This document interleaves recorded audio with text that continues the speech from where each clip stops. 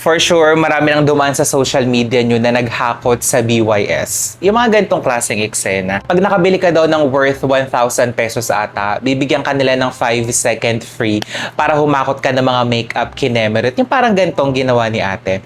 Yung take ko naman dito, sis ha, makeup yan. So I'm sure binili niyo yung mga yan kasi gusto niyong magmukhang maganda sa paningin niyo at sa paningin ng ibang tao. Huwag na tayo magplastikan at huwag na tayo magpaka-impokritahan dito, di ba? Ang sa akin, bago ka bumili ng makeup or bago ka bumili ng mga ganyang klaseng cosmetic na itatapal mo sa mukha mo, make sure na maganda yung kutis mo by itself. Kasi sis, kung hindi maganda yung kutis mo, puro burog-burog, napakadami mong acne, meron kang an-an, buni, or meron kang mga skin disease sa mukha mo, tingin mo ba kapag tinapalan mo yan ng kahit napakamamahal pa na makeup, kahit MAC pa yan, Estee Lauder, Dior, Chanel, or whatever, sis, wala pa rin yan. Hindi ka pa rin ganun kaganda